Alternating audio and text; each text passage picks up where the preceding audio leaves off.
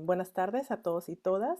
Les damos la bienvenida al Seminario Permanente de Análisis de Textos, o su nombre corto, SPATextos, tanto a los miembros regulares como a los nuevos participantes el día de hoy. Esta es la segunda sesión del 2022 y es un placer contar con su asistencia virtual en este foro académico. Les compartimos que este espacio tiene como objetivo reconocer y priorizar el estudio de las lenguas nacionales, y en estas mismas líneas buscamos difundir e impulsar la investigación lingüística que se realiza en México y, por supuesto, abrir el diálogo entre los presentes, lingüistas, antropólogos e interesados en el estudio de la diversidad. Resaltamos que este foro incluye formación académica para los estudiantes que se están formando y es coordinado por la doctora Glenda Lizárraga y por mí del Centro de Estudios Antropológicos de la Facultad de Ciencias Políticas y Sociales de la UNAM en apoyo a las actividades que se realizan en el CEA. Les compartimos que esta sesión quedará grabada y editada y la podrán encontrar en nuestra página de Facebook y YouTube, además con la finalidad de contar con un registro para la participación de las constancias. Les vamos a pedir que se registren en la liga que mandaremos por el chat y se entregarán constancias de participación al seminario con la asistencia de 6 conferencias durante todo el año del 2022. En este momento le doy la palabra a la doctora Glenda. Gracias, Glenda. Gracias, Gaby. Hola, muy buenas tardes a todas, a todos. Bienvenidos a SPATextos. Estoy muy contenta de estar aquí hoy, de verlas a todos ustedes y sobre todo de recibir al invitado del día de hoy. Antes de darle la palabra al invitado, les voy a contar un poco de él para que quienes no lo conocen sepan a qué se dedica y sepan cuáles han sido sus líneas de investigación. El doctor Bernhard Hort es catedrático de Lingüística General desde 1995 y es director del Departamento de Lingüística de la Universidad de Graz desde 2006. Realizó su formación universitaria en estudios lingüísticos y románicos en la Universidad de Viena y posteriormente en lenguas y literaturas extranjeras modernas en la Universidad de Pisa. Sus intereses de investigación se centran en fonología y prosodia, morfología, reduplicación, tipología y estudios areales, historia de la ciencia, vascología, lingüística románica, lingüística histórica, y entre las lenguas mexicanas se ha especializado en maya yucateco, tarahumara, pero sobre todo en huasteco y en pama. Ha sido decano de investigación de la Facultad de Humanidades de Graz en varias ocasiones y miembro del Senado de esta universidad también. Desde 2009 es representante de Austria en el Comité Internacional Permanente de Lingüistas y recientemente fue nombrado académico honorario de la Real Academia Vasca. Dirige varios proyectos de investigación, entre ellos el archivo del legado de Hugo Schuchart, el proyecto de reduplicación y el proyecto de Huasteco y Pama. Ha impartido un buen número de cursos de licenciatura y posgrado en la Universidad de Graz, así como en distintas universidades en Europa, y ha colaborado en más de un centenar de publicaciones como autor y como editor. Entre las más recientes destacan Conversación en lengua huasteca, un manuscrito de las primeras décadas del siglo XVIII, en coautoría con Lucero Meléndez Guadarrama, del Instituto de Investigaciones Antropológicas de la UNAM. El vasco, lengua principal y materna, sobre la recapitulación de un texto de Humboldt en Contributions to the History of Linguistics, número 31, volumen 2. Y por último, sobre el sistema de pronombres de persona en PAME, un estudio comparativo y algunas observaciones sobre la posición del PAME meridional en estudios de cultura Autopame 12, que es un misterio, todavía no sabemos si ya salió o está por salir publicado. En suma, el profesor Bernhard Hort tiene una extensa y destacada trayectoria de la que podríamos hablar durante horas. Nos sentimos muy honradas de recibirlo aquí en el seminario y muy emocionadas por escucharlo. Gracias, Bernhard, por aceptar nuestra invitación. Antes de darle la palabra, les recordaré brevemente la dinámica del seminario, sobre todo para quienes nos visitan por primera vez. La presentación estará dividida en dos bloques y tendremos dos bloques de preguntas y respuestas. El primero al término de la primera parte de la presentación y el segundo hacia el final de la presentación, de manera que podamos abordar todas las preguntas y comentarios que ustedes tengan. Y ahora sí, sin más preámbulo, te escuchamos, Bernhard. Muchas gracias por estar aquí. Bien, muchas gracias a los organizadores para la invitación de hablar hoy en el marco de vuestro seminario.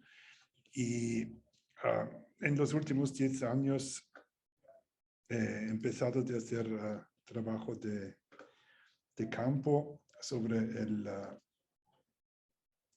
PAME. Aquí está. ¿Se ve la presentación? Sí, la vemos en forma de presentación. Disculpe las molestias con empezar. El título es Textos PAMES y verbos seriales, un problema descriptivo, metodológico y teórico.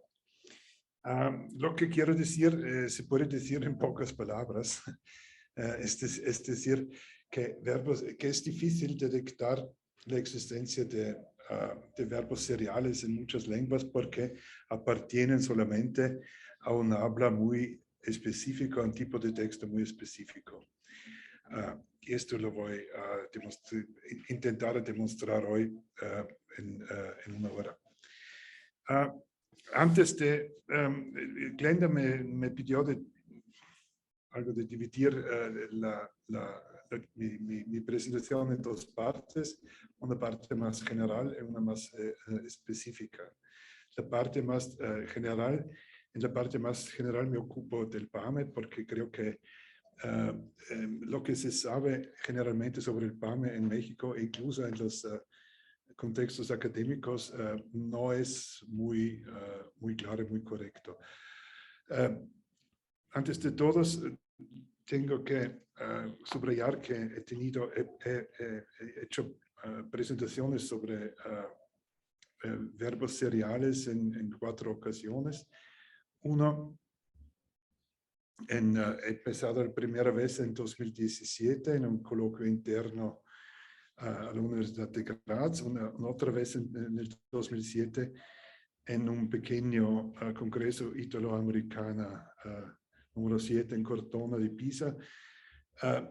Lo que era importante de este coloquio era que era en presencia también de Sascha Eichenwald, una colega ruso-australiana que probablemente hizo los trabajos más importantes sobre el tema. Lo presenté también en el 2018 en San Luis Potosí, una versión más breve y probablemente con menos datos y una versión en todo menos claro de lo que creo que estoy haciendo hoy. Y en el otoño del año pasado, con una mía doctoranda, lo presentamos en París en un congreso sobre Descriptive Grammars and Typology. No está publicada, el trabajo no está publicado hasta ahora. Hay una versión preliminar que debería ser publicado en el coloquio de Otto Pames del 18, pero desde el 18 está en San Luis y no tengo más noticias sobre la publicación. Por eso, si alguien está interesado, os puedo enviar este manuscrito.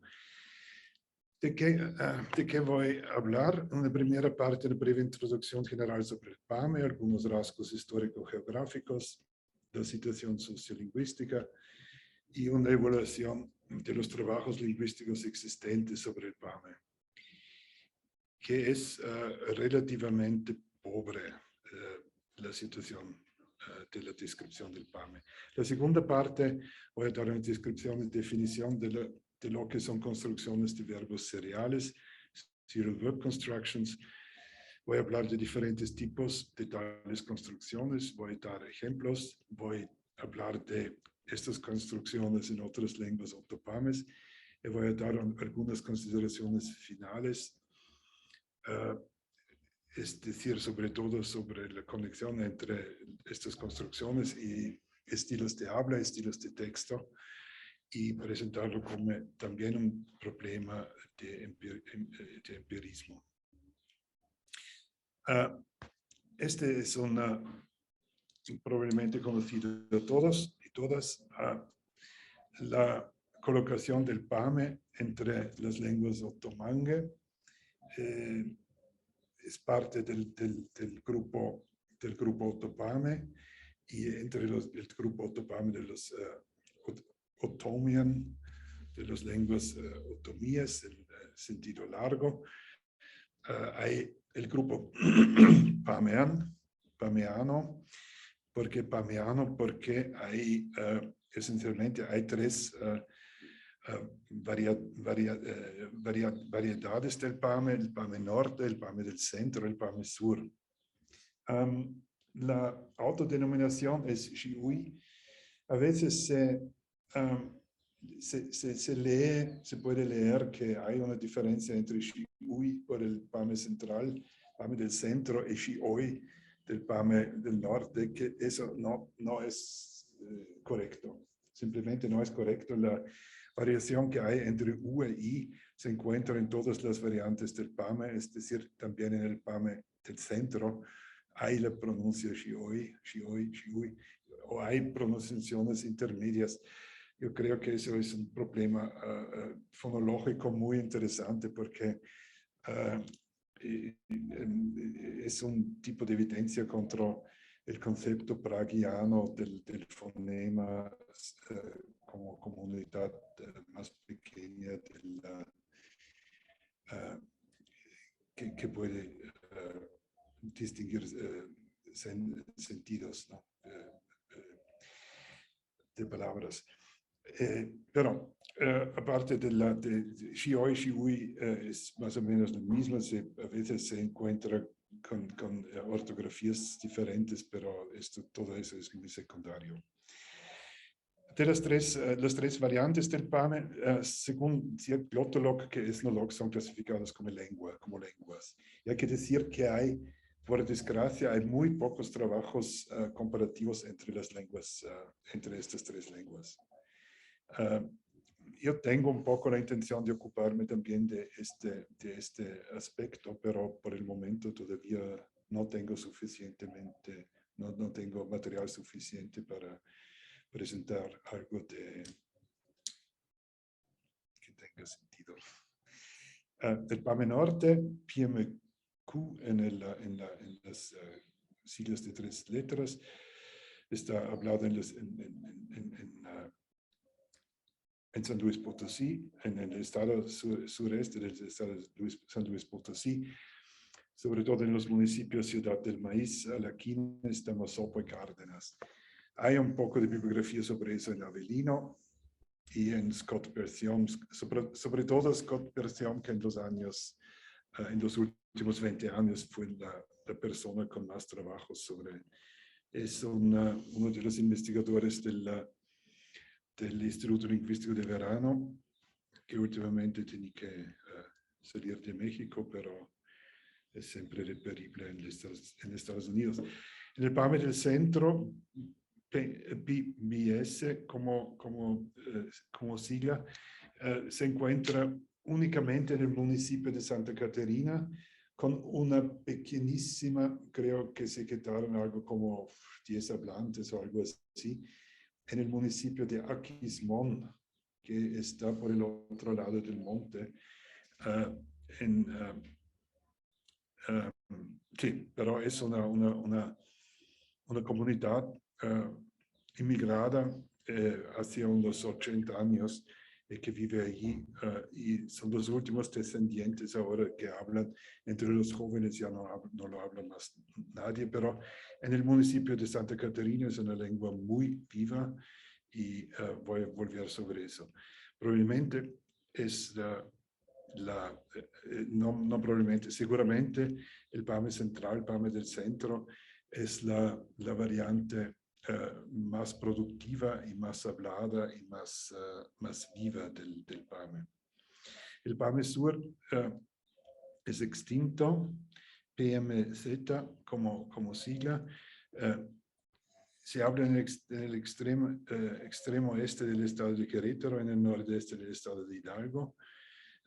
Una bibliografía se encuentra, por lo que existe, se encuentra en el trabajo de Manrique del 1967.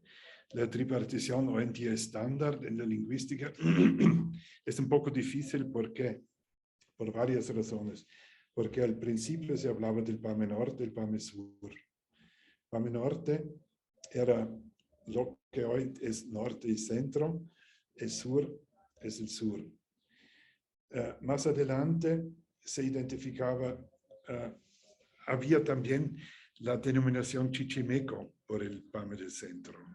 Eso ha empezado a crear un poco de confusión y hay todavía trabajos en el Summer Institute, en el SIL, bajo Chichimeco, que se refieren pero al Pame del centro. Y para completar la confusión que hay con sur y norte, hoy día que el Pame Sur está extinto, hay mucha gente que distingue entre Pame Norte y Pame Sur y que llama el Pame del centro Pame Sur. Es decir, por el Pame del centro había la denominación Chichimeco, había la denominación Pame Norte, había la denominación Pame del centro, y muchas personas hoy en día lo llaman Pame del Sur.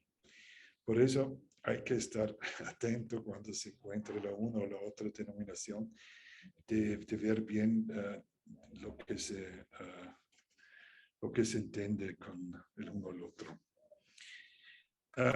Aquí un mapa que, para ilustrar un poco de qué se habla. Se ve el cursor.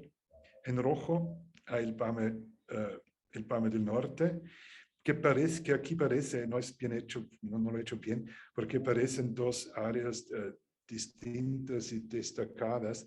El hecho es que esta zona en media es despoblada, prácticamente despoblada, y que el todo es una unidad. Esta es Ciudad del Maíz al norte, y aquí hay la carretera de San Luis Potosí a Tampico. El centro, para decir hoy, que hay del Pame Norte, es al norte y al sur de esta carretera entre Rayón más o menos sí, unos 50 kilómetros antes de Ciudad Valles, en esta zona. Esto sería el Pame del centro, que es en el municipio de Santa Catarina. El sitio más conocido probablemente es Santa María Acapulco. Santa María Acapulco como centro. En torno a Santa María Acapulco hay unas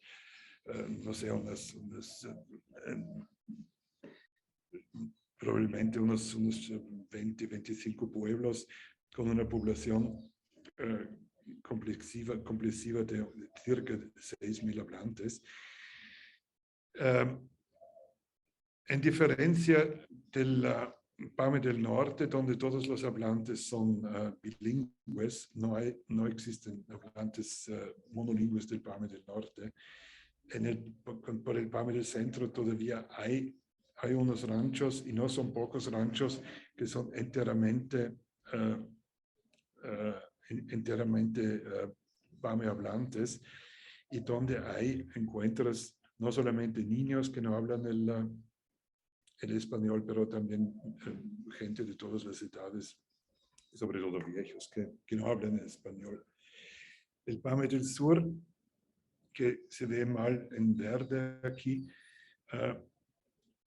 probablemente esta era una parte que se encontraba en San Luis Potosí, pero la variante que trató Manrique, por ejemplo, de Jiliapan, ya no existe, es otomí hablante, hoy no, el Pame ha desaparecido. De las lenguas otomangues, hay los números, hay que difidarse un poco de los números. Hay una diferenciación muy interna, muy rica.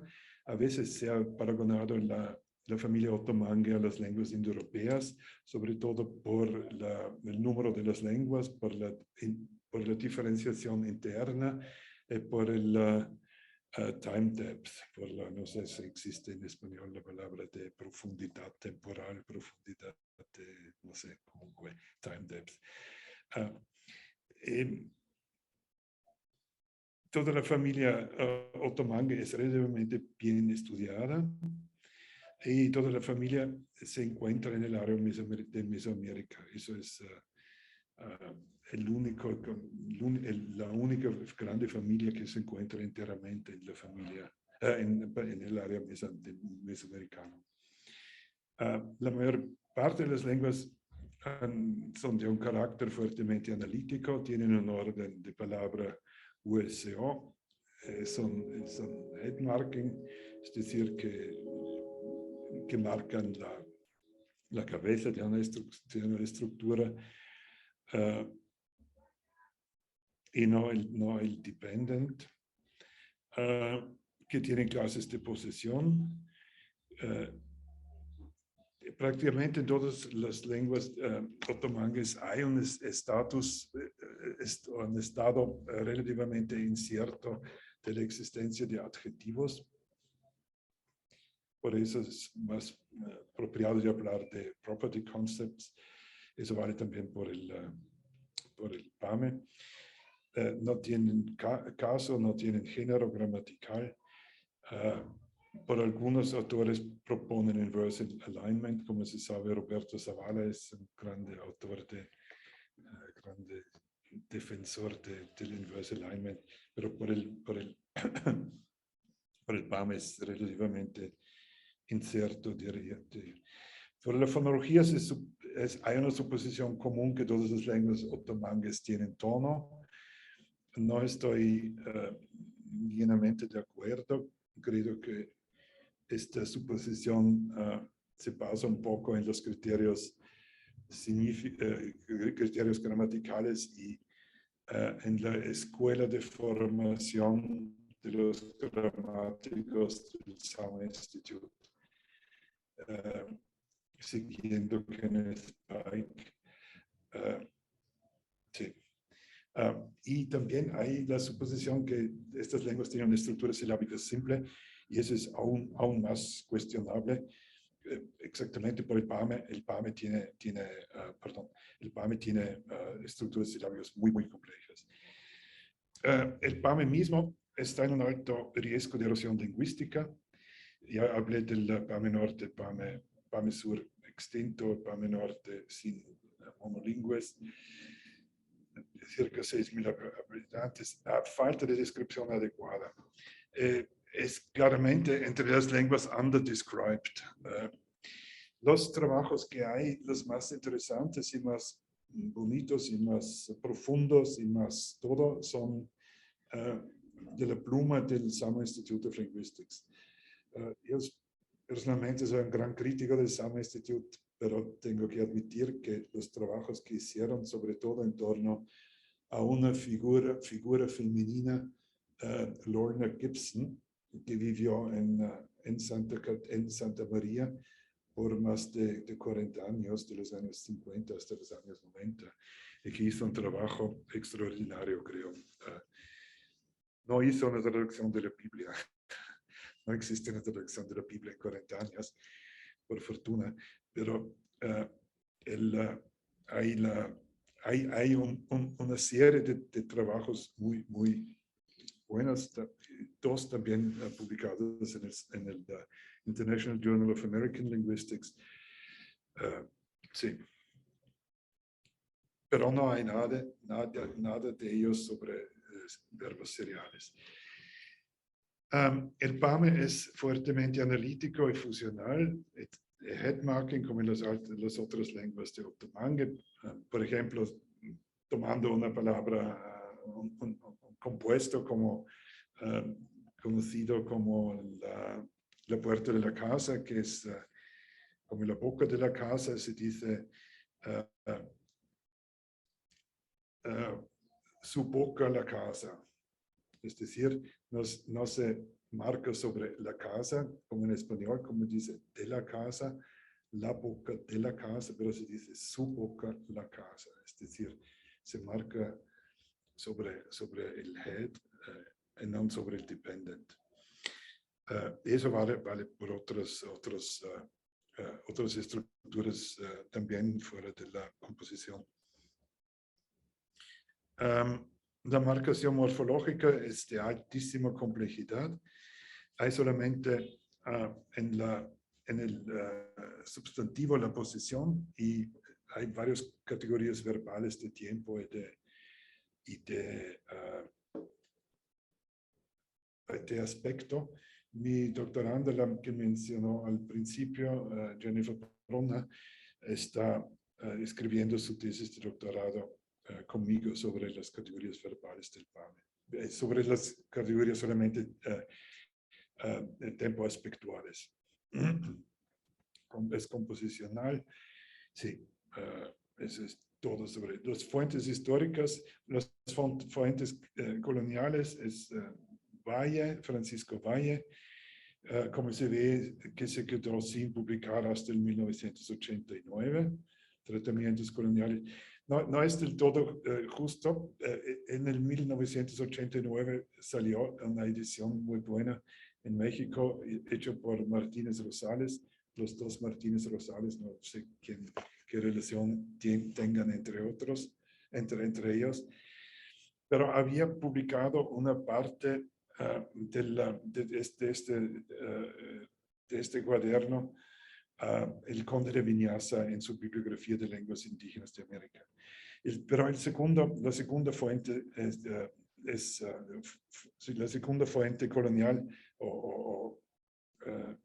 es el trabajo de Juan Guadalupe Soriano, que también se quedó sin publicar hasta la edición que hizo Yolanda Lastra en el 2012, siempre publicada en México. Valle trata solamente de estructuras verbales, es limitado, parece un trabajo no terminado, pero lo que tenemos sobre el verbo es relativamente bueno, es interesante.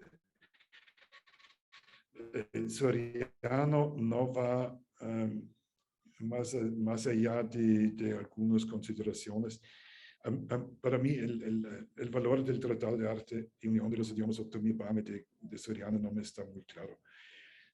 Todo lo que hay en el libro de Lastra que está publicado ahí no me parece de gran interés en el sentido histórico, en el sentido histórico-filológico, histórico-lingüístico. Las fuentes postcoloniales, Pimentel sabe que se sabe que, no sé, sería postcolonial, pero en fondo Pimentel no contribuye nada sobre la descripción de las lenguas indígenas. Se basa solamente en fuentes coloniales y repite fuentes coloniales, y por eso creo que clasificarlo entre fuentes postcoloniales no es del todo justo. Interesante claramente el conde de Viñasa, no solo por la bibliografía, pero también por el hecho que publica gran parte del cuaderno de Francisco Valle. Y como fuente postcolonial, probablemente de más interés el trabajo de Jacques Soustelle, que es conocido en México porque la versión francés, que a quien conoce el francés, recomiendo fuertemente de consultar la versión original del francés. El trabajo de Soustelle es probablemente sobre el PAME la cosa más clara y más buena que hay en sentido, y también en punto de descripciones de lengua, porque sobre el PAME central trata relativamente poco, pero tiene muchos datos sobre variantes de Ciudad del Maíz que hoy han desaparecido, o también de Alaquines, otro municipio que hoy en día tiene solamente una comunidad muy, muy pequeña, pero hay bastante material en Soustelle. Y sobre todo, Soustelle nos da la descripción más amplia del PAME del Sur. Jacques Soustelle en Francia no es considerado ni lingüista ni etnólogo, pero lo es. Ha sido político, un personaje muy importante en el posguerra francés. Las fuentes coloniales ya sobre el PAME central ya les mencionó, sobre todo el nombre de Lorna Gibson, y con ella había otras personas como Donald Ann Olsen, Norma Smith y Doris Bartholomew, que trabajaron con Lorna Gibson sobre el PAME central. Hay una tesis de licenciatura de Heriberto Avellino, Fonología y Morfología del PAME Norte. Aquí se ve ya la dificultad porque trata del PAME del centro. Pero ya todavía no he puesto el año, es del 2002, creo. Que ya en este año la distinción de norte, centro y sur no era como se ve en la tesis de Avellino, no era del todo claro. Sí, esto ha sido la primera parte sobre el PAME y la situación sociolingüística. Una cosa que tengo que mencionar probablemente sobre el PAME del Sur es que ya sé que Manrique es un personaje con muchísimas calidades, que ha sido un personaje con muchísimas calidades y muy importante para el estudio de lenguas y culturas indígenas, pero la tesis que está publicada aún en versión inglesa en el Handbook of American Indian Languages, es mejor no consultarla. Simplemente hay que decirlo con toda esta rigidez y brutalidad, pero el hecho que Manrique describe una variante que es una variante ya extremadamente reducida de algunos de 2 o 3 últimos hablantes del PAME del Sur.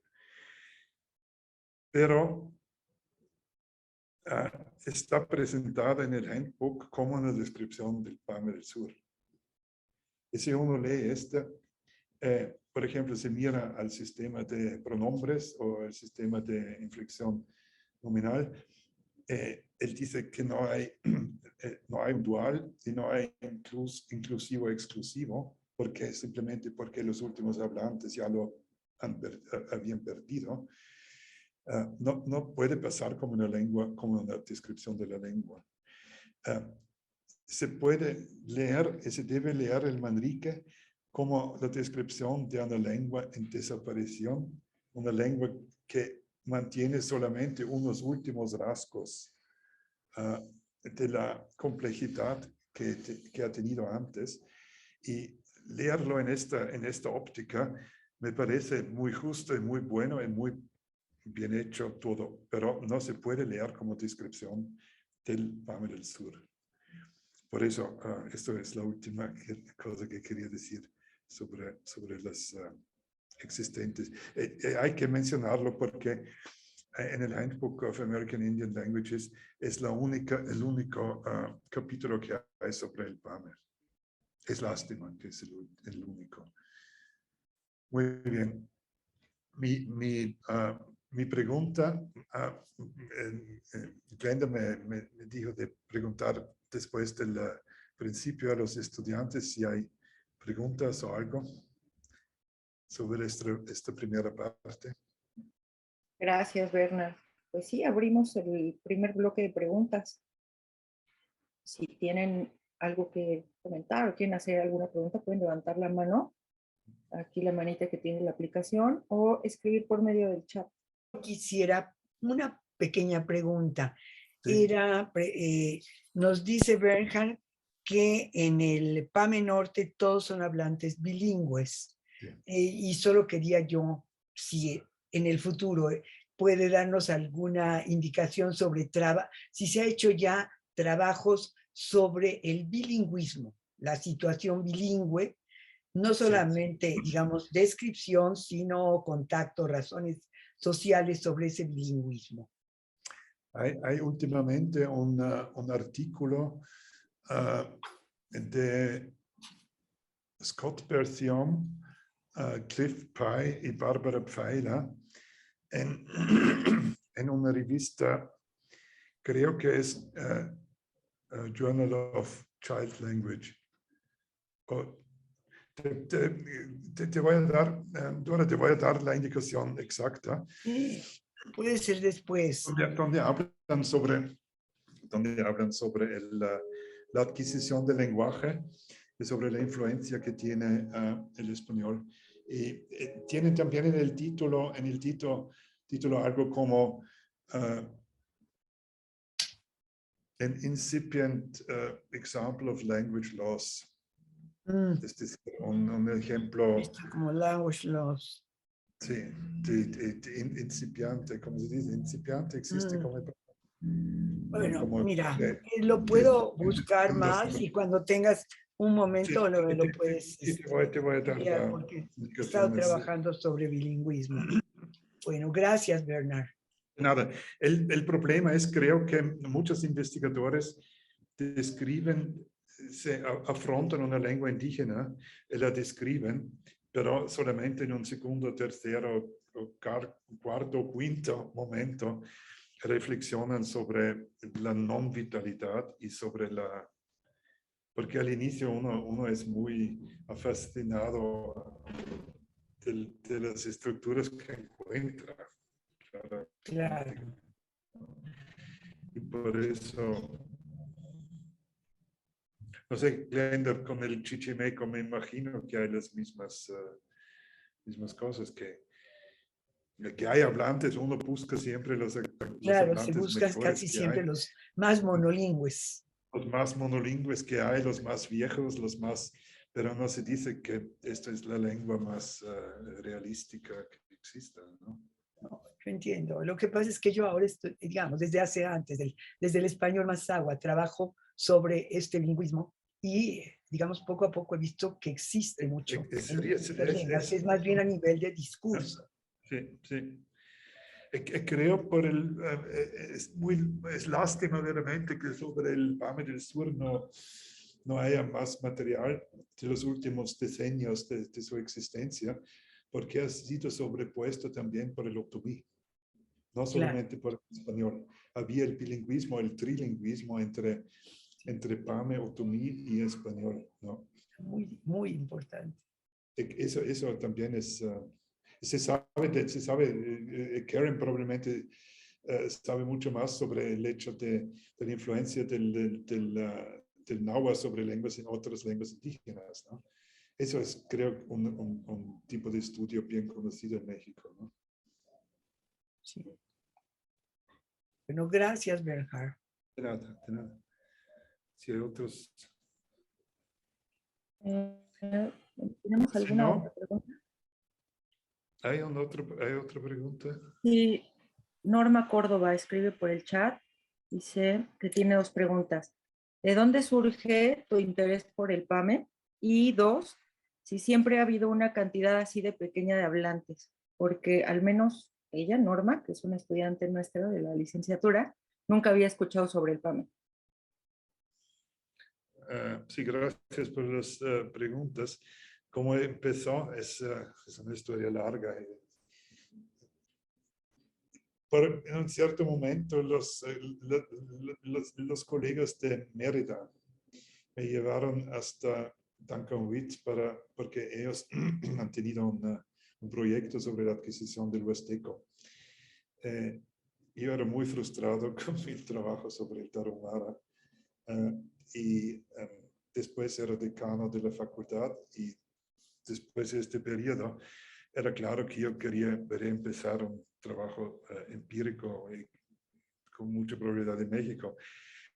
Los colegas de Mérida me trajeron hasta Tancanwitz y empezó a trabajar un poco sobre Huasteco por un periodo de 2 años, 3 años así, y descubrió que exactamente en la misma, al límite del Huasteco, el Huasteco confinaba con una lengua poco descrita. Y eso me fascinaba simplemente de dedicarme a una lengua. Creo que es algo que una lingüista puede encontrar una vez en la vida, una lengua no llenamente descrita, y de poder verdaderamente hacer un trabajo de descripción con una cierta virginitud, ¿cómo se puede decir?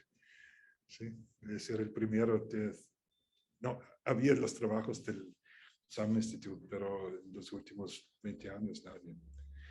Y el número de hablantes, sí, probablemente el número de hablantes ha siempre sido muy reducido. Se sabe que el área ha sido un poco más grande. No sé si a qué punto conoce la región, el sureste del estado. Hay la zona de Jalpan, toda la zona entre Jalpan y Xilitla. Xilitla es, en Xilitla hay habla náhuatl, pero la zona en media, casi toda ha sido zona Pame, y que se sabe que también pasando los montes para el semidesierto queretano, hay una zona arqueológica de las ranas, que es muy recomendable, es muy bonita, muy recomendable, muy retirada. Y se sabe que esta zona también era vuestra. No, adelante, te escuchamos, Bernard. Si quieres, entramos directamente a la segunda parte de tu presentación. Siento mucho por eso, pero no es mi... Sí. Empezamos. No sé si he contestado a las preguntas de la colega. Espero que sí. Bien. La segunda parte trata muy específicamente de lo que es la Serial Verb Construction, es decir, la estructura de verbos seriales en general y en PAME, en específico en PAME.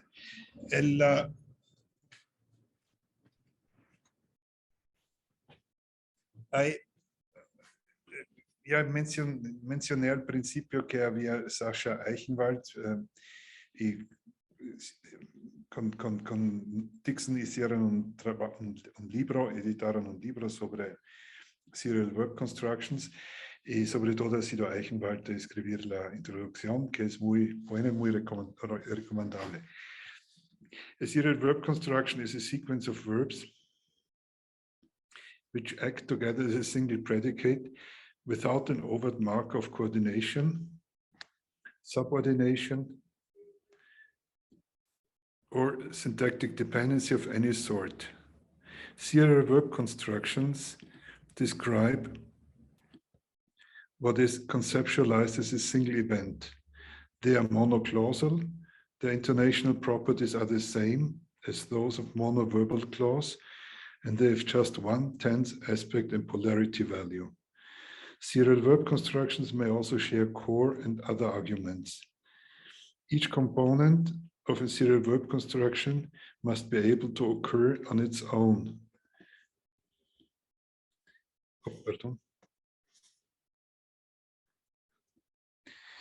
Within a serial verb construction, the individual verbs may have same or different transitivity values.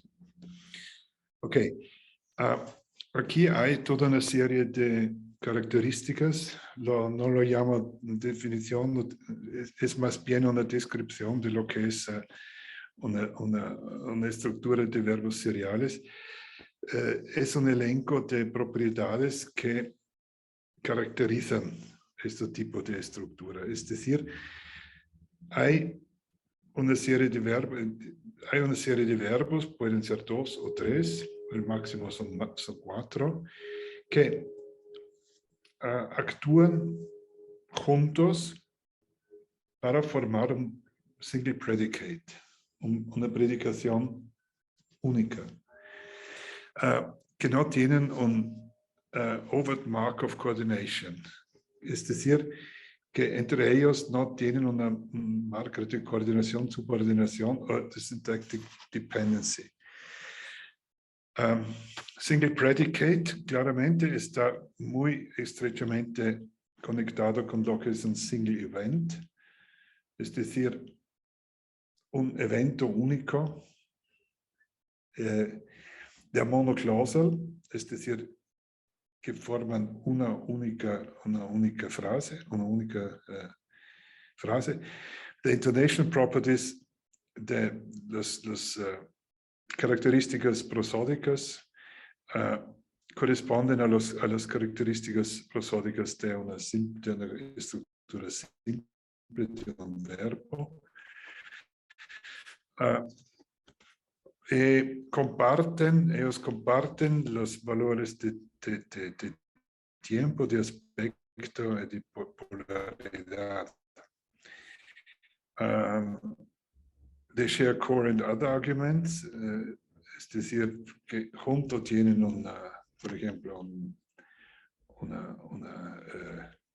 pueden tener un objeto juntos o subjeto juntos.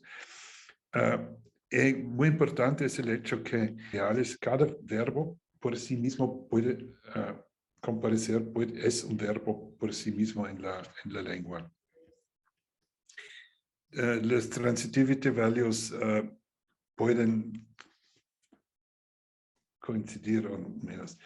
Eso es más fácilmente, quiero explicarlo con un ejemplo negativo.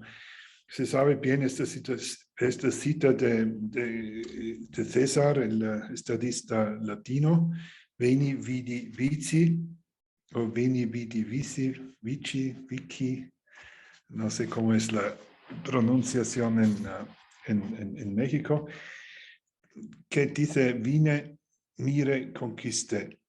Se lo usó en un cierto contexto cuando en Asia Menor conquistó muy rápidamente una pequeña ciudad. Pero el contexto no es importante, el contexto histórico no es interesante. El punto es, por qué lo cito, es porque aquí hay una secuencia, hay una serie de 3 verbos, veni, vidi, vici. Los 3 verbos tienen el mismo sujeto, ¿sí? Tienen el mismo tiempo, mismo aspecto, mismo todo, exactamente. Incluso no tienen un overt mark of coordination, ¿sí? Todos tienen just one tense aspect and polarity value, es decir, todos tienen misma estructura. Yo creo que también forman una intonational group, veni, vidi, vici, veni, vidi, vidi, es decir, una estructura con 6 sílabas, con ¿Un mismo grupo melódico? Grupo melódico, sí, para mí la terminología de la prosodia, por desgracia, es muy confunden mucho, ¿no? No digo que los que la usan no saben lo que dicen, al contrario, perfectamente, pero es la terminología, creo que, por ejemplo, ya lo que es un measure, una misura, lo que es un pie, se usa muy diferentemente. Pero lo importante es, por eso lo que quiero ilustrar, lo que es un conjunto internacional, ¿no? Y también, each component is able to occur on its own, sia veni, che vidi, che vici, venire, videre und vencere son 3 palabras que pueden presentarse, que tienen su valor en la lengua. Pero no describen un single event, porque hay 3 events. César llegó, vine, se hizo una idea de lo que se pasaba y vencí la batalla. Es decir, hay tres, no puedes, por ejemplo, no puedes invertir el orden, no puedes decir veni vici, veni vici vidi, o vidi veni vici. No es posible, porque hay esta serie de eventos y estos eventos tienen un orden lógico, cronológico, ¿no? Y por eso es ex negativo algo que puede un poco ilustrar lo que es por lo menos ilustra lo que es una serie de verbos que no es una construcción de verbos seriales, ¿sí? Pero es una secuencia, una secuencialidad, hay una secuencialidad de verbos que reproduce una secuencialidad de eventos. En el panel central hay, pero, construcciones de este tipo, donde Kuhui, Tuat, Latahau, Kun Vigent, que significa que hay aquí lo que está en negrita, hay dos verbos, Tuat y Latahau, que son dos verbos plenamente verbos de la lengua que però describen un único evento. Throughout significa yo exprimo, exprimir en el senso de, se habla de ajo, se habla de es un diálogo entre dos mujeres sobre una receta de cocina. Esta acción de exprimir y moler,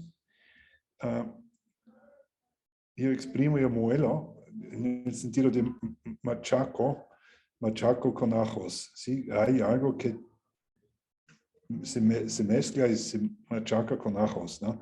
Y para eso es un tipo también de poner estos dos verbos en una serie.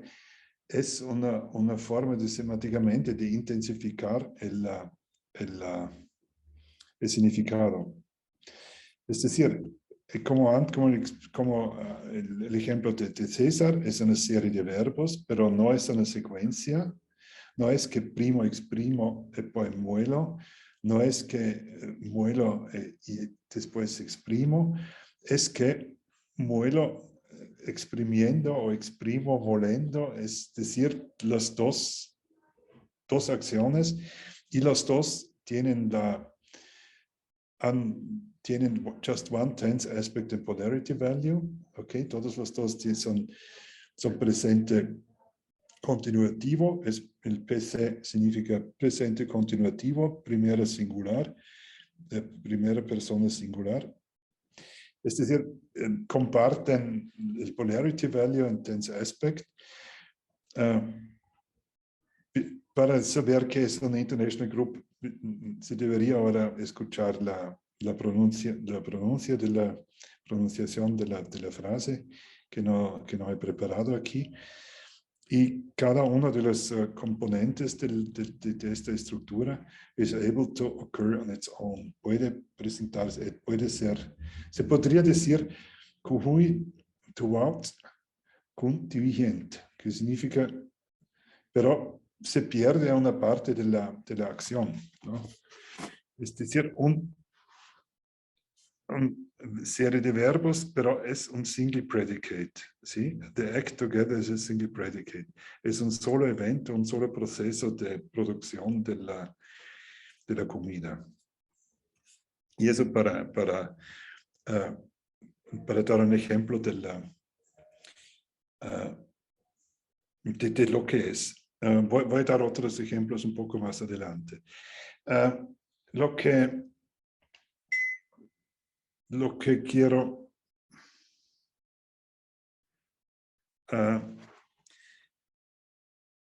lo que creo que es necesario mencionar es que en las descripciones del PAME no hay, por ninguno de los trabajos se menciona una estructura de este tipo. Y eso a pesar de la alta calidad de algunos estudios en el marco del Sama Institute. Simplemente no se habla de eso, no aparecen estas estructuras y claramente es una cuestión ¿por qué? ¿Por qué no aparecen estas estructuras? Hay varias razones. Primero, los tipos de estudios, los tipos de material que tenemos.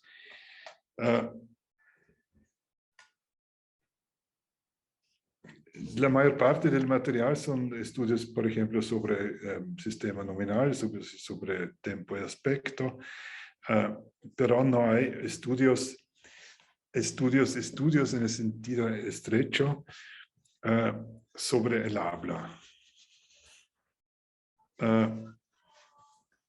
Otra razón es que hay un inventario de conceptos gramaticales. Creo que esta es un tipo de preformación muy importante y conocida en la historia de la lingüística, y toda la lingüística occidental ha sido muy fuertemente, por varios siglos, ha sido muy fuertemente caracterizado por los conceptos gramaticales del latino, del griego antiguo.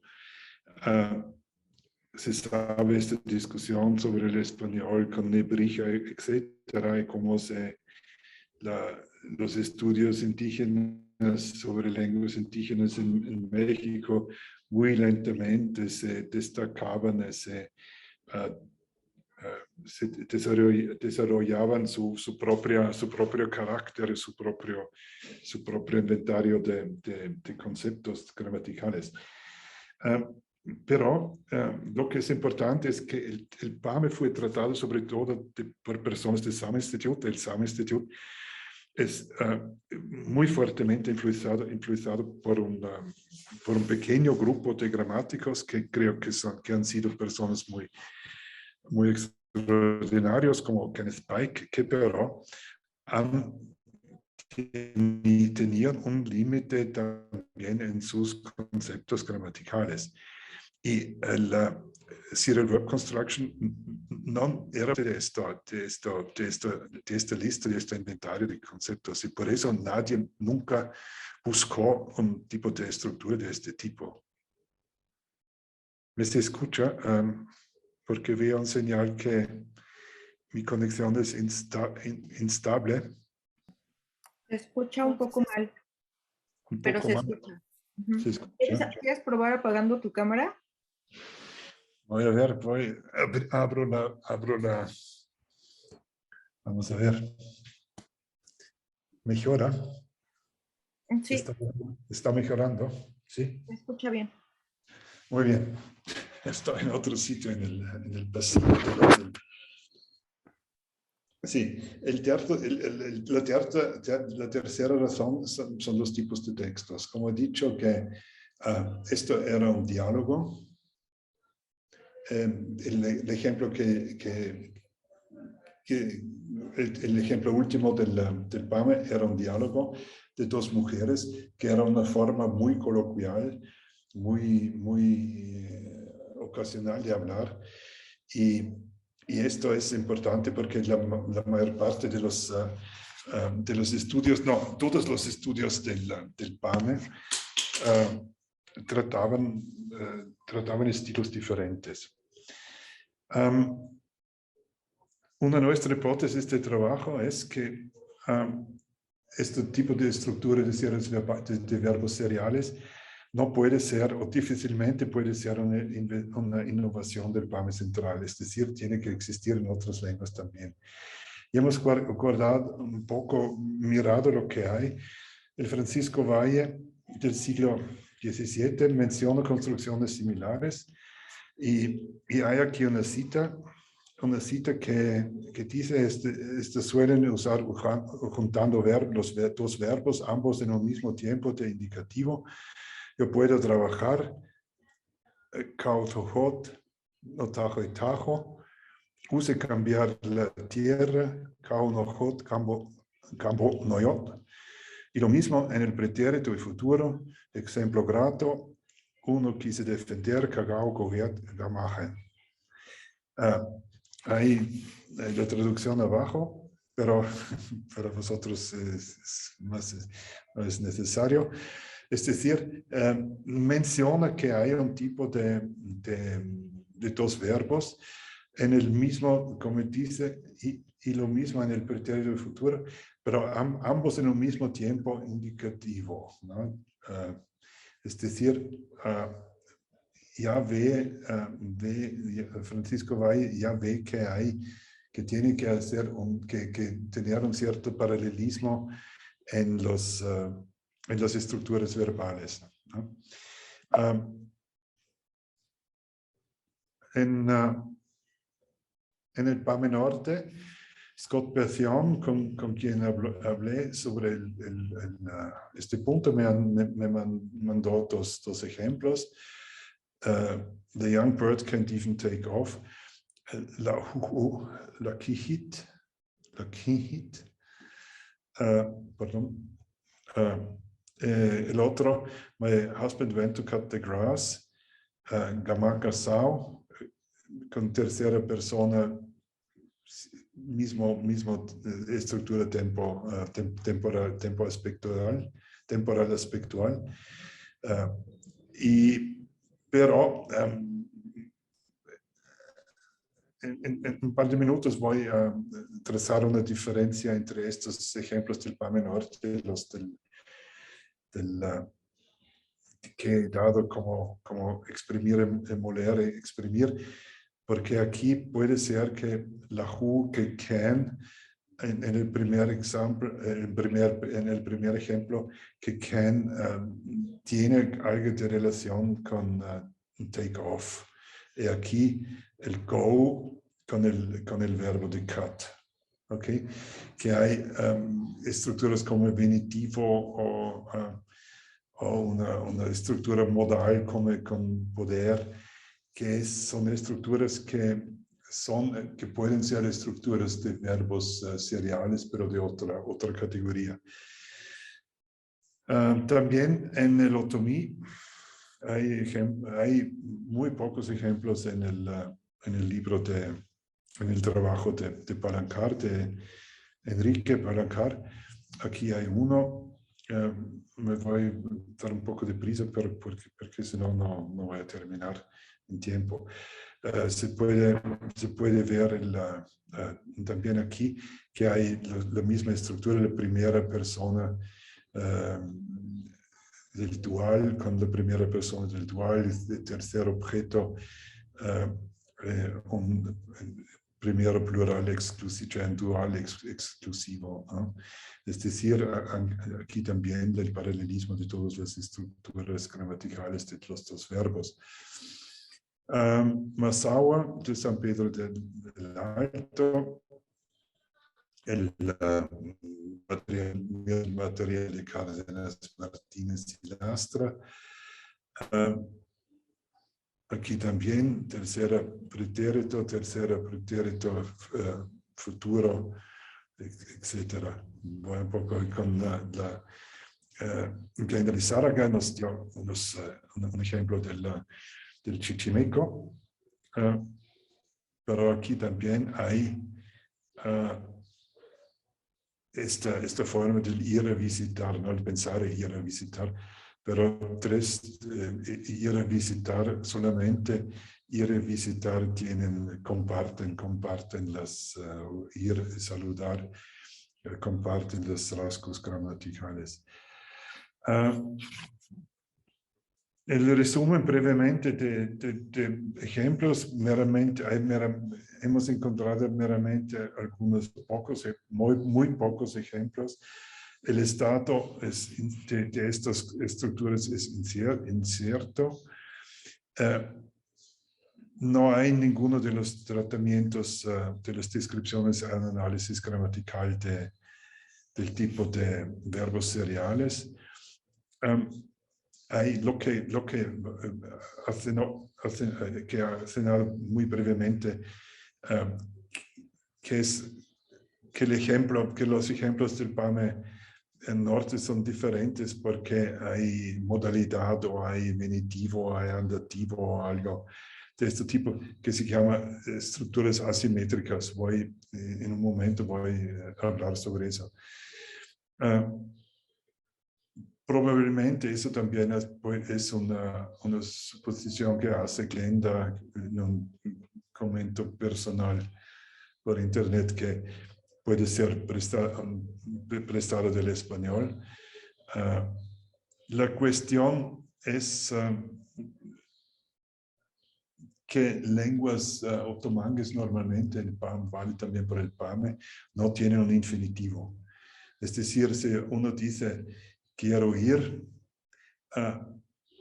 tiene que decir algo como quiero llevado, ¿no? Pero en las clásicas lenguas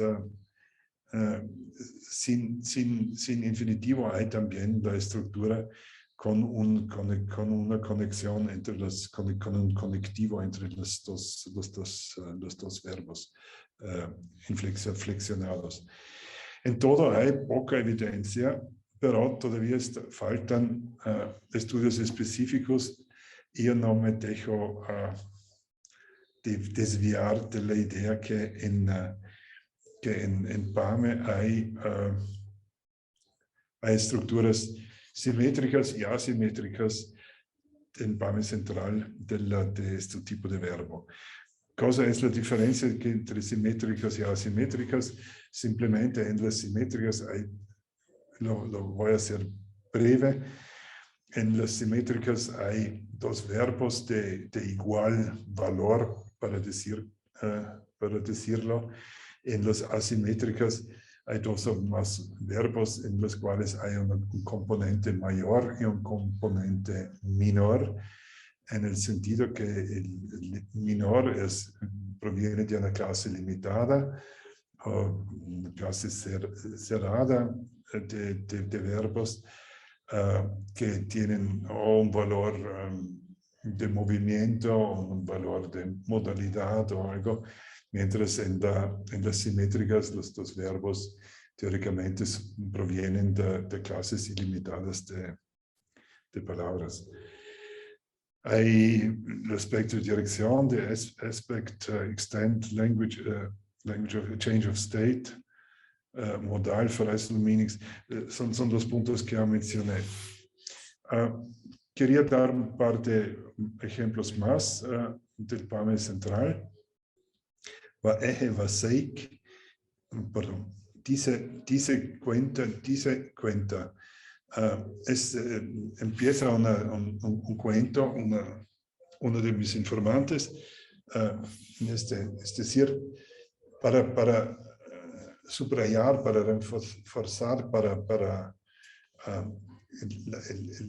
el significado de cuenta, dice cuenta, tiene estos dos verbos, ¿no? Tu preparo, tu zao, hago preparo. Dos verbos independientemente existentes, donde no hay uno que tiene valor sobre el otro. El próximo ya lo tenemos, el próximo ejemplo, tu out, latahau, exprimo muelo.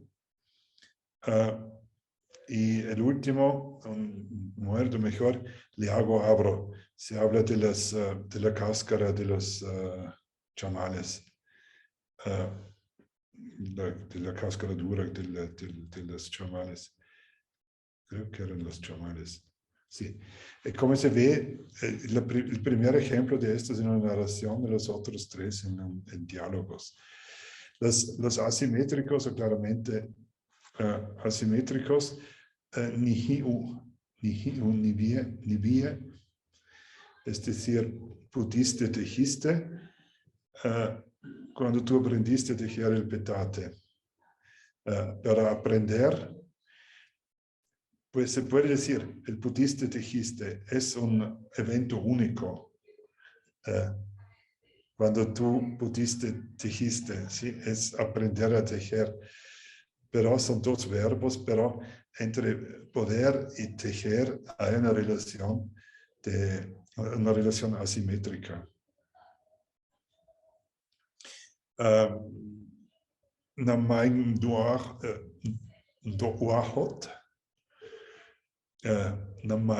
doachot, he finished his book to them. Questo es un ejemplo de Lona Gibson. Los otros dos, el próximo también de Gibson, Olsen y Olsen, for Parmetext. Esto es interesante, les he puesto aquí porque antes dije que en los trabajos de Gibson, el grupo del SEL, no hay un tratamiento de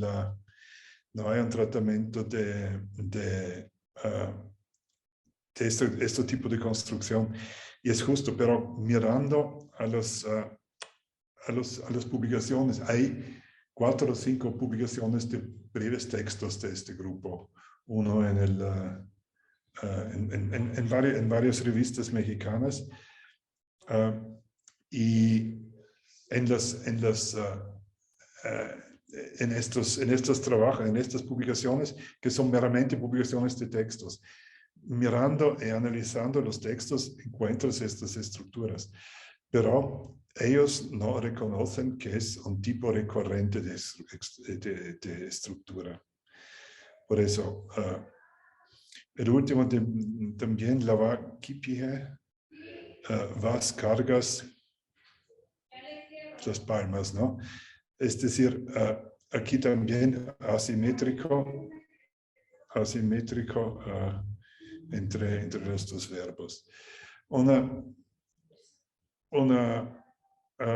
observación general que se puede excluir la conexión directa entre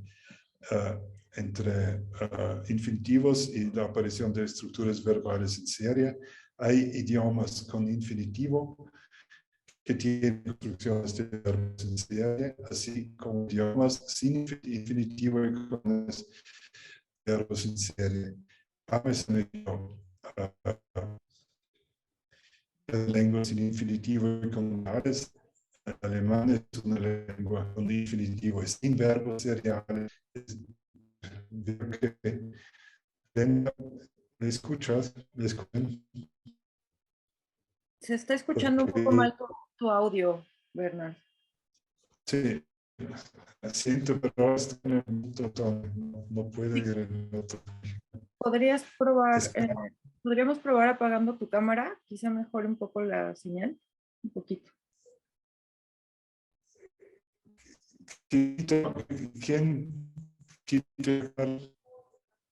No sé. Casi no te podemos Dices entender. me das un signo, no se me escucha más, ¿sí? No, te escuchas muy mal. Mal. Sí, mal, casi no te entiendo. Voy a ver. De nuevo, andar en otro sitio. Me dices tú,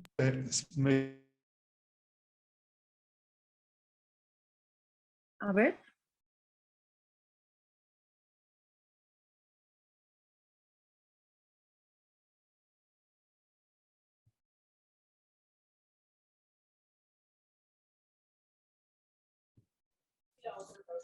¿me escuchas?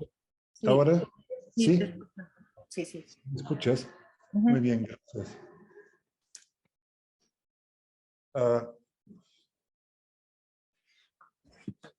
Es decir, estoy terrorizando a la gente del hotel aquí, pero tanto falta poco, ¿no? Voy a la próxima.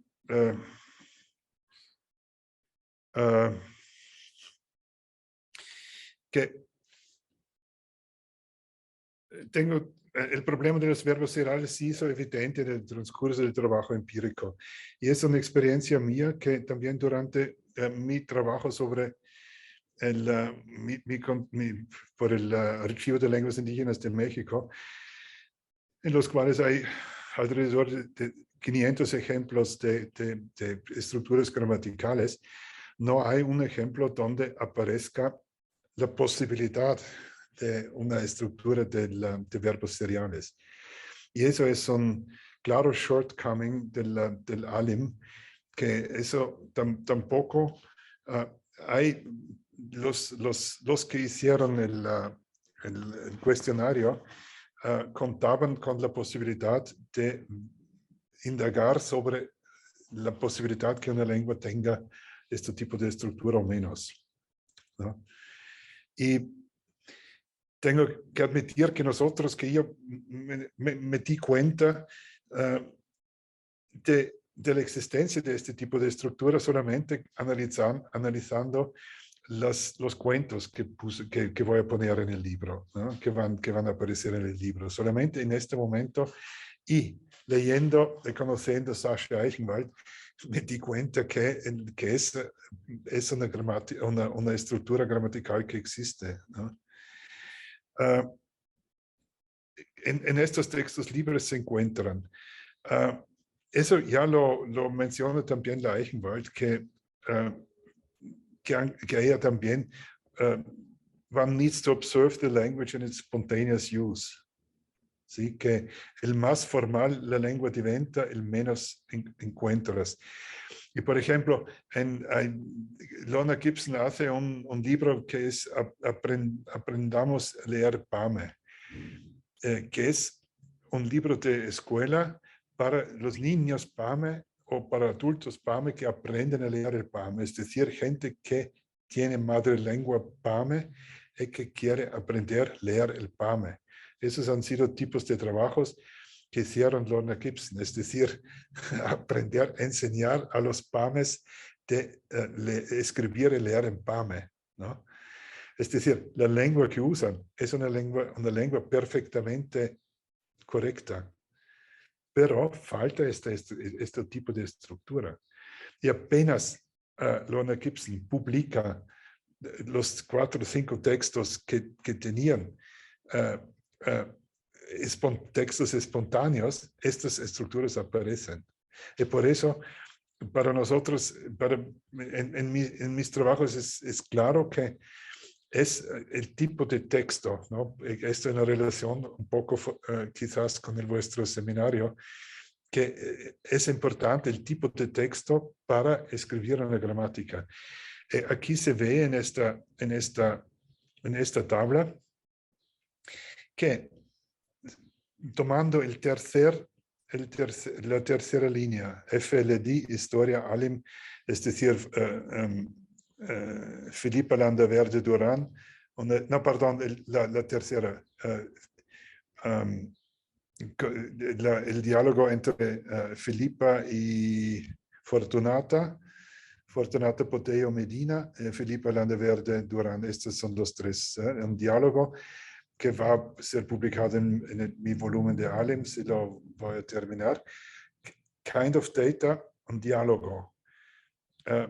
En todo hay 233 predicaciones, clauses, ¿ok?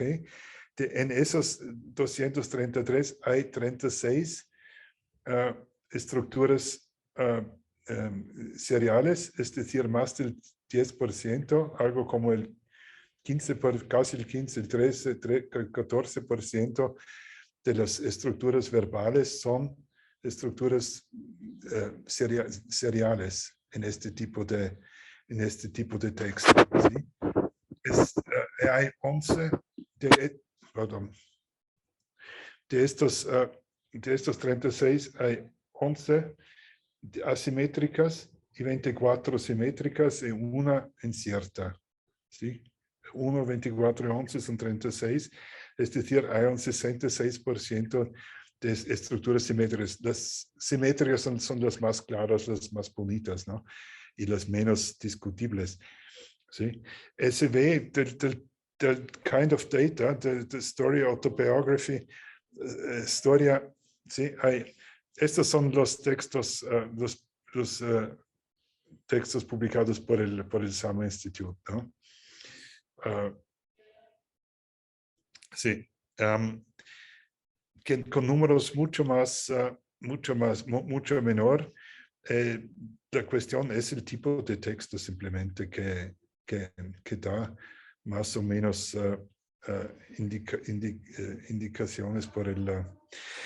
la importancia de grabar el habla espontáneo. Funciones de estructuras simétricas pueden ser acumulación de significado, clearly common or cultural association, es un argumento que dice la Sasha Eichenwald, y yo creo también intensificación es una, es decir, con exprimir, moler, unir dos significados para crear un tercero, ¿no? Hay en Rusia una comida conocida, el borscht, que se dice que hay cuatro verduras, pero en 5 gustos, ¿no? Es decir, hay 2 verbos, pero se unen para dar un tercer significado más intenso, ¿no? Para terminar, que no se puede describir lo que no se ve, claro. Si no se tiene las herramientas para analizar, no se puede ver, no se puede analizar. El conocimiento de las formas y estructuras gramaticales y sus limitaciones estilísticas es fundamental para el tipo de investigación y por tanto para el resultado, para poder reconocer, describir y tratar ciertas estructuras gramaticales. Se necesita, por un lado, un conocimiento amplio e imparcial de categorías y datos de diferentes tipos de texto y tipos de estilo. Y eso es lo que yo quería decir hoy en día. Muchas gracias. Gracias, Bernard, por esta presentación tan interesante. Un tema que nos deja reflexionando mucho. Y yo creo que nos deja muchas preguntas también. Pues abrimos el segundo bloque de preguntas. Gaby. Creo que había algunas preguntas en el chat. Ajá. Y Espero que quiero dejar la presentación y volver al... Entonces hay algunos comentarios en el chat. Dice Daniela Espinosa, entendí que un verbo, la pregunta es, entendí que un verbo serial comparte elementos gramaticales en los ejemplos que acaban de poner, verbos seriales simétricos, que ya no se cumplen esta condición hasta donde alcanzó a ver. Entonces, pues cada verbo tiene una marca de persona y aspecto, modo o manera independiente, ¿no? Ya no formaban un núcleo o una marca y su pregunta era si pueden considerarse aún verbos seriales y creo que Daniela también tenía como la duda si cuál era la distinción entre asimétricos y simétricos, ¿no? Sí. Y también por ahí Pedraza mencionaba sobre que en la literatura pues se han distinguido varios ejemplos de serialización de núcleo y serialización de centro, ¿no? Y entonces por ahí van las preguntas hasta ahorita. Sí.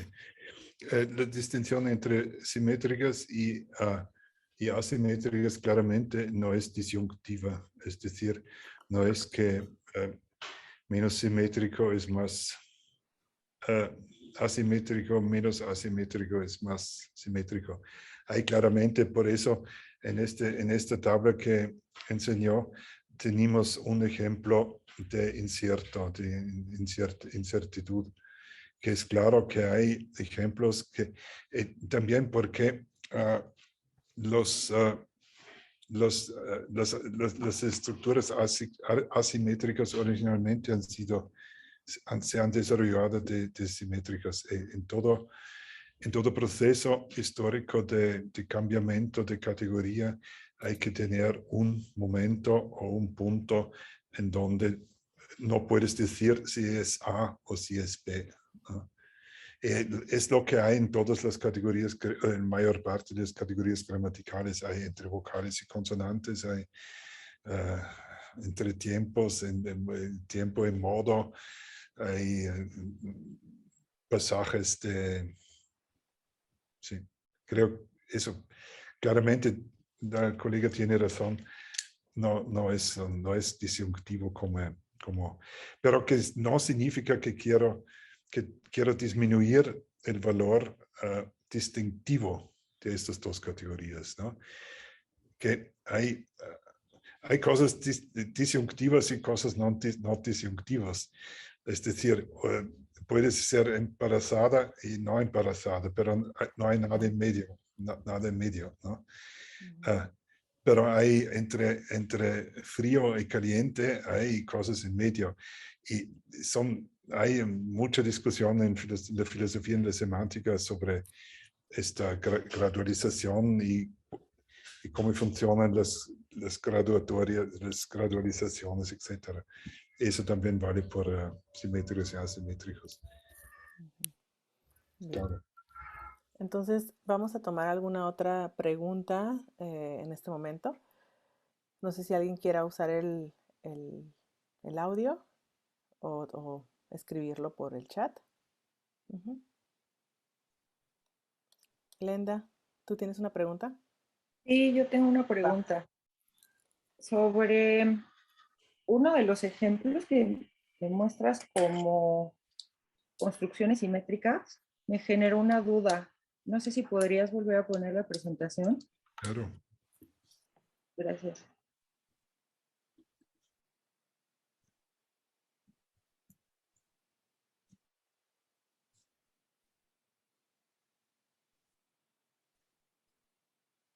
Ese justo el último, el que es hacer abrir.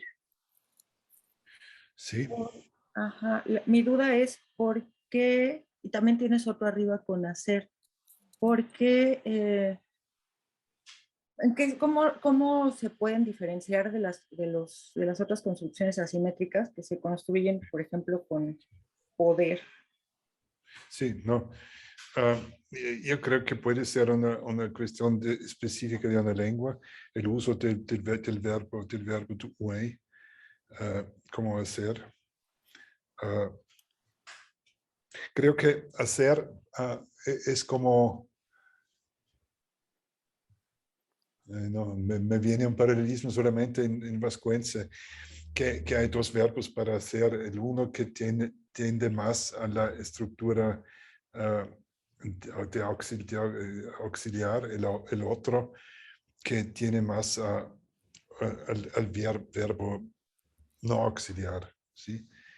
Como hay muchas lenguas que tienen dos palabras para el verbo de tener, ¿no? Tener algo en el sentido de tener sed, algo que tiende más versión auxiliar, y el otro tener en el sentido de poseer, ¿no? Y aquí, así en PAME, por lo que sé, hay dos verbos, y eso es un verbo que más bien tiene el sentido de hacer algo, producir algo, más bien que el sentido de auxiliar. Pero puede ser también un primer paso entre simétrico y asimétrico. Y también... No quiero insistir, absolutamente no insisto sobre... Puede ser. Y pues también esto me genera la duda de qué diferencias habría entre las construcciones que son la mayoría de las que veo, que son, digamos, más parecidas a una perífrasis en lenguas técnicas, y esa de moler, exprimir, que a mí me parece que se parece, bueno, que tiene ciertas propiedades como de composición. De composición. Ajá. Sí, pero no es una característica de la composición que hay una relación interna entre los dos, entre dos elementos, interna y también gramatical, y que, por ejemplo, en la clásica composición, si hay la mera yuxtaposición, normalmente no tienes dos formas flexionadas.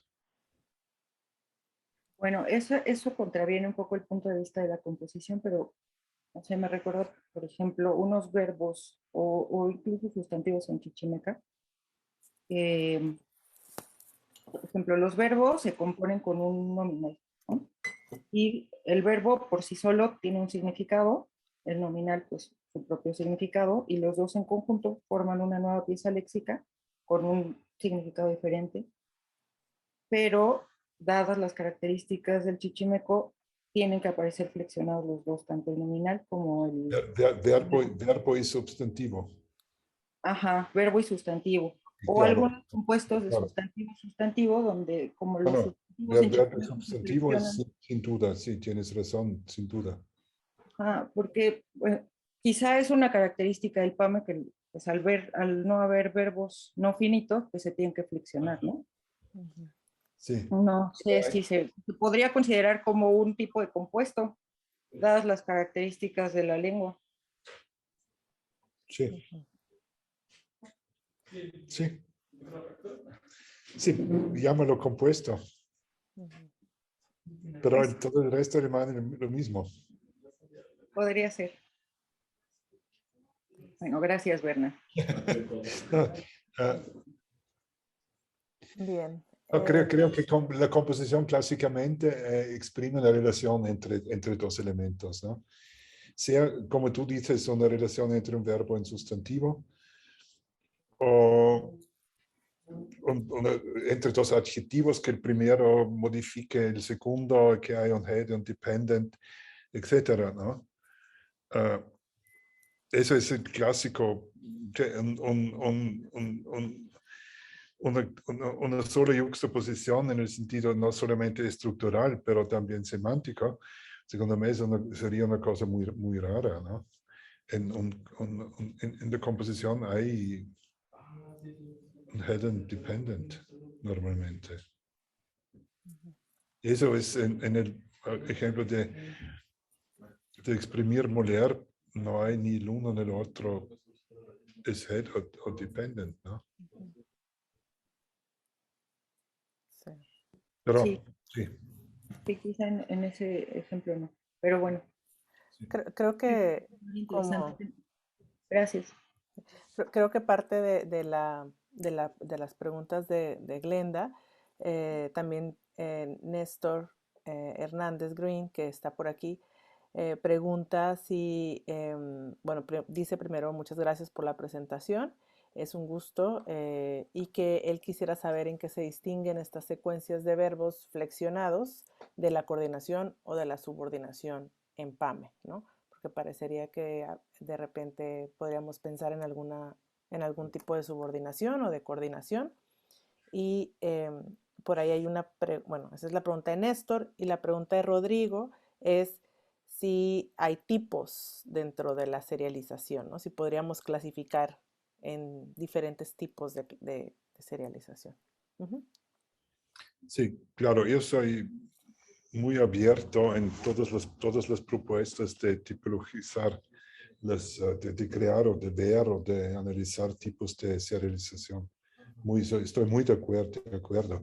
Eso es un primer paso, esos son primer pasos de ver ciertas estructuras que hasta ahora no se veían y no se analizaban como tales, ¿no? Eso es un primer paso, pero estoy de acuerdo con todo tipo de propuesta, de crear subclases, etc. O sea, la cuestión de la subordinación, no estamos muy seguros sobre, no sé lo que dices tú, Glenda, sobre el chichimeco, pero en PAME no hay una clara subordinación, un claro tipo de frase subordinada, ¿sí? Hay una serie de frases que se conjuntan, pero no hay subordinadores claros, ¿no? Hay las palabras que introducen prácticamente todo el léxico de las palabras gramaticales es préstamo del español. ¿no? Como que, y, pues, entonces, es solo ton, pero es préstamo del español. Eso es un fenómeno que hay en muchísimas lenguas indígenas. Y lo que es interesante es que lo hay también entre hablantes monolingües. Es decir, que ya estas formas ya entraron en la lengua, probablemente desde mucho tiempo. Hay un trabajo de Thomas Stolz sobre ese fenómeno, ¿no? Que las partículas, el préstamo de partículas, ¿no? Que es una cosa muy, muy difundida, y no solamente en América, que no sé bien por qué. Y todas las partículas que pueden introducir frases secundarias, por ejemplo, ¿no? son prestadas del español y no no les construyen diferentemente. Por eso no hemos detectado una diferenciación clara entre subordinada no, sí. ¿Quieres mencionar algo más, Néstor? No, nada más que muchas gracias. Sí, es una presentación muy interesante. Sí, saludo, aprovecho para saludar a todos. Gracias, Néstor. Ujú. Sí. Eh, bueno, yo quería también mencionar algo que me parece muy interesante esta correlación que se hace con los tipos de textos, ¿no? Que menciona Ajá. Bernhard y sobre todo porque pues parecería que las lecturas de los ejemplos, que son muy interesantes, también son como muy idiomáticas, ¿no? Parecería que hay mucha gramaticalización ya, entonces sería, no sé, yo al leer al tener las lecturas y al tener este tipo de verbos, aunque parecería que son como verbos del tipo modal o verbos de movimiento o también verbos manipulativos como el verbo hacer ahí, también no se me ocurriría a mí preguntar este tipo de combinaciones con el tipo de lectura que están teniendo los textos, ¿no? Entonces me parece muy, muy idiomático también y me parece como que se refuerza aún más esta parte de la metodología, ¿no? Justamente como de tener una parte pues base que es el texto para poder de ahí extraer este tipo de datos del verbo serial, ¿no? O sea, me parece muy, muy interesante porque justamente yo leyéndolos no me podría, o sea, no sé cómo podría yo llegar a ese tipo de lectura, ¿verdad? Ujú, Sí, sí, ujú. gracias. Sí. Bien. Entonces, no sé si hay alguna otra pregunta entre los que estamos en este momento. Bien, así os agradezco primeramente a vos dos para el invito y a todos los participantes de haber participado, claramente. Bien. Entonces, creo que vamos cerrando la sesión, Glenda. ¿Sí? Sí, Va. muchas gracias a todos, a todas por conectarse, por estar aquí el día de hoy. Los esperamos el próximo 27 de abril para escuchar a Francisco Arellanes.